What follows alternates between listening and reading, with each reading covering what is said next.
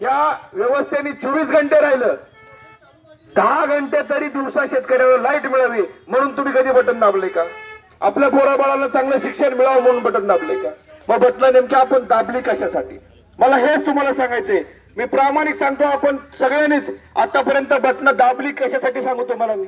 आपण बटन दाबली जातीसाठी, आपण बटन दाबली धर्मासाठी, आपण बटन दाबली पक्षासाठी, आपण बटन दाबली दारूसाठी, मटणासाठी, पैशासाठी. आपण बटन दाबली मामा तुमचं माझं जमत नाही, तुम्ही काँग्रेसमध्ये हो म्हणून मी भाजपासाठी, तुम्ही भाजपमध्ये हो म्हणून मी काँग्रेससाठी.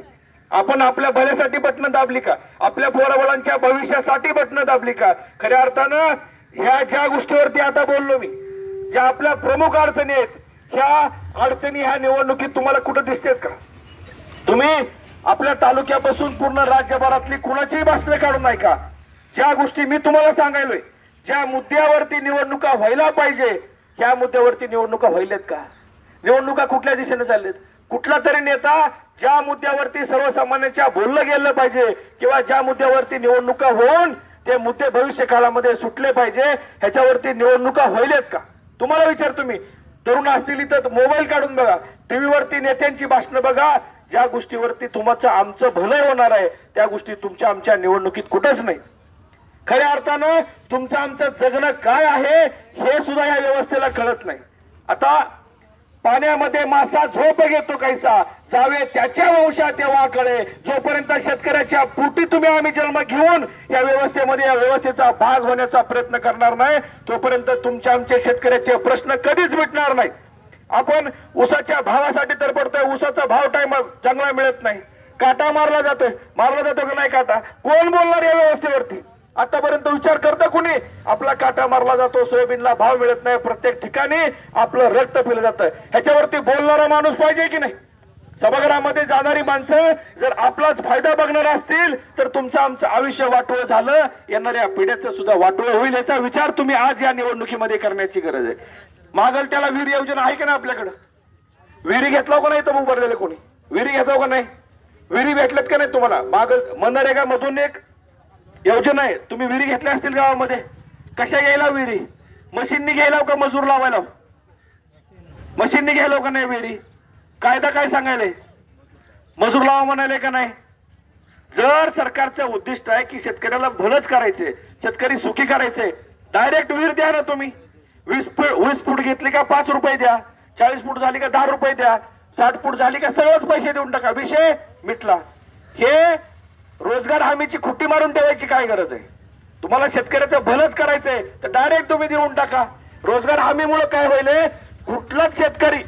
कुठला शेतकरी लिकीच्या लग्नासाठी आणि असं 2-4 लाखाचं मोठं काम करायचं म्हणल्यावर उशाला पैसे घेऊन झोपलेलं नसते, त्याला इकडून तिकडूनच गोळा करावं लागते. उसणं नाही झालं तर 2-5% याजानं काढावं लागते आणि ती मशीनला द्यावं लागते. मशीन झाली का तुम्हाला पैसे उचलायचं म्हणल्यावर शेतकऱ्याच्या खात्यावर जमा व्हायला तर का? पैसे मजुराच्या खात्यावर. म्हणजे आपण ओळखीतली गावातली 4-5-10 लोकांचं पासबुक द्यायला का नाही? पैसे जमा कोणाच्या खात्यावर व्हायला तर दुसऱ्याच्या. मग ते पैसे जमा झाल्यावर ते बी पैसे दे नाही. 10 लोकांचं दिलं का त्यातले 2-3 लोक काय म्हणाल ते माहितीये का? हे तुझं नाही माझं इम्याचं पडलंय म्हणते. होईल का नाही असं? गावोगाव होईल का नाही असं? गावोगाव असं होईल. शेतकरी इकडून तिकडून गोळा करून मशीनला घालतोय, इकडून त्याला ही सुद्धा पैसे मिळत नाहीत. कित्येक शेतकऱ्याचं मरण झालं, लाख 2-2 लाख पदर घालून सुद्धा कुणाच्या एरी पूर्ण झाल्या, कुणाच्या नाही झाल्या. याच्या पूर्ण झाल्या त्यांनी ते योजनेच्या वरी लाख 2-2 लाख गेले. तर ह्याच्यावरती कोण बोलणार? हे तुम्हाला उदाहरण यासाठी सांगितलं की एखाद्या योजनेची अंमलबजावणी करण्यासाठी जर सर्वसामान्याला शेतकऱ्याला अडचण येते तर या अडचणीवरती वरी सभागृहात बोललं पाहिजे का नाही बोललं पाहिजे? कोण बोलणार? हे ज्याला कळते ते बोलू शकते. ह्या लोकांना तुमच्या आमच्या अडचणी कधीच कळू शकत नाही. अशा बक्कळ योजना त्या प्रत्येक योजनेला हुक लावलंय माहितीये का? नियमात करायचं म्हणलं की करणं होत नाही. सोयाबीन काढायला मजूर मिळत नाही, हिर खांद्याला माणूस मिळेल का मला सांगा? रोज 2000 जरी दिला तरी हिर खांद्याला माणूस मिळत नाही. मशीनला घेतल्याशिवाय भागच नाही. पण डायरेक्ट दिलं पाहिजे का नाही? पण ह्याच्यावरती कोण बोलणार? आता मी तुम्हाला सांगितल्यावर तुम्ही विचार करायला असेल, ह्याच्या आधी तुमच्या तर ध्यानात आलं काही? विषय काय की ह्या सगळ्या गोष्टीचा अभ्यास करणं, आपल्या माणसाच्या अडचणी सोडवण्यासाठी मला सभागृहात जायचं ह्याच्यासाठीच. अडचणी भरपूर आहेत, पण त्याच्यावरती बोलणारा, मार्ग काढणारा, चर्चा करणारा आणि आपले प्रश्न मिटवून घेणारा माणूस आपल्या ह्या व्यवस्थेमध्ये नाही. ह्याच्यासाठी माझी धडपड चालू आहे. तर तुम्हा सगळ्यांना विनंती आहे, ज्या हक्काने तुम्हाला मी मत मागायला तुमच्या दारात आलोय, त्याच हक्काने भविष्यामध्ये तुमची पडलती कामं करायला सुद्धा तुमच्या मी दारात येणार आहे. आतापर्यंत तुम्ही कुणाची ना कुणाची बटणं दाबली. आतापर्यंत एकदा सुद्धा इथं बरेच वयस्कर माणसं आहेत, जेवढ्या वेळेस तुम्ही शिक्के मारले, बटणं दाबली, सगळी फेल गेली का नाही? झाली का तुमची कामं? सगळ्यालाच देऊन बघितलं का नाही? एक वेळेस हे बटन सर्वसामान्य शेतकऱ्यासाठी दाब, आपल्या पोराबाळांच्या शिक्षणासाठी दाबा, चांगल्या आरोग्य सुविधा मिळाव्या म्हणून दाबा.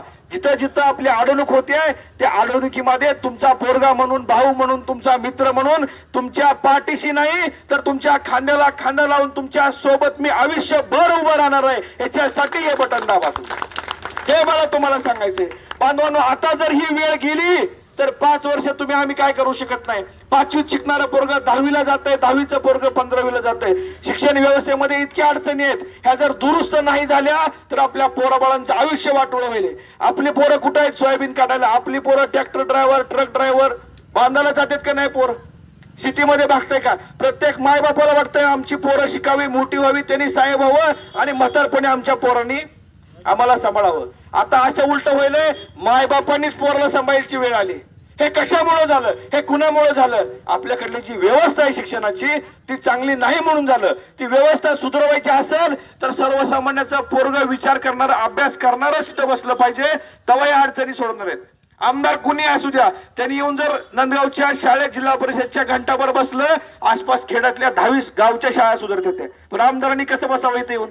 आमदार येणार नाहीत, कारण इंग्लिश, सेमी इंग्लिशचं जर पीक वाढतंय, ह्याच्यात फक्त पैसा कमवण्याचा व्यवसाय आहे. जर जिल्हा परिषदच्या शाळा भविष्यामध्ये मोडल्या तर गोरगरिबाच्या पोरांनी शिकायचं कुठं, हा मोठा प्रश्न येणाऱ्या काळामध्ये निर्माण होणार नाही. ह्याचा विचार कोण करणार? शाळा मोडल्यावर तुम्ही विचार करणार का?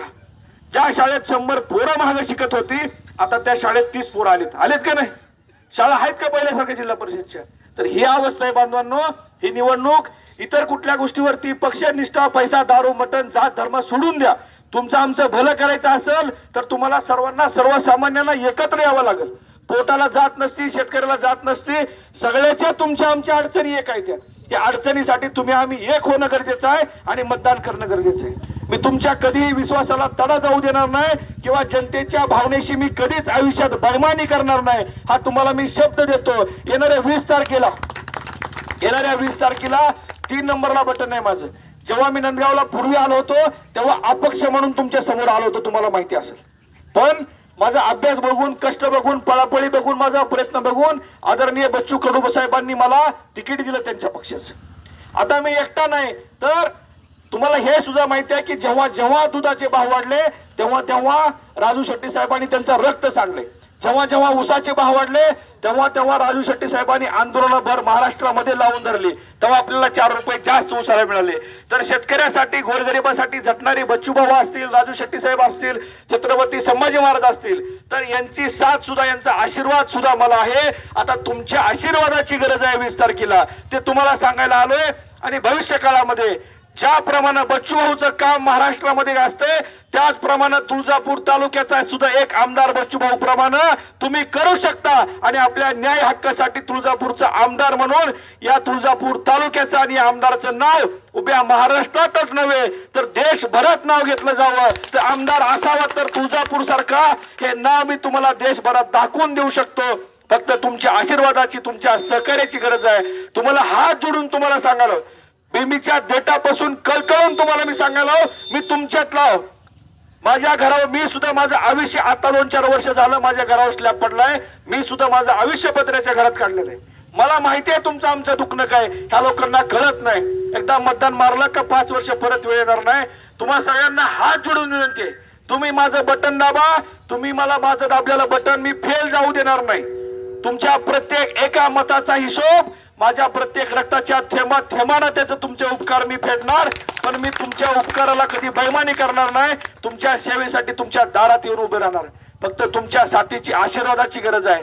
ज्या दिवशी मी 5 सप्टेंबरला हा लढा सुरू केला होता त्यापासून आतापर्यंत अपक्ष म्हणून तालुक्यात फिरलो. आज तुमच्याकडे अधिकृत पक्षाची उमेदवारी घेऊन तुमच्या समोर उमेदवार म्हणून उभा आहे. त्याचबरोबर भल्या भल्याची बटणं खाली आलेत. आपलं 3 नंबरला बटन आले. आपलं 3 नंबरला बटन आहे. इथं सुद्धा देव आपल्याला सहकार्य करायलाय. आपल्याला सुद्धा देवाचा आशीर्वाद मिळालाय. स्वतः तुमच्या आशीर्वादाची गरज आहे. आपलं 3 नंबरला बटन आहे, बॅट चिन्ह आहे, त्याच्या समोरचं बटन दाबा आणि मला आशीर्वाद द्या. तुम्ही केलेल्या सहकार्याची जाणीव मी आयुष्यभर ठेवेल.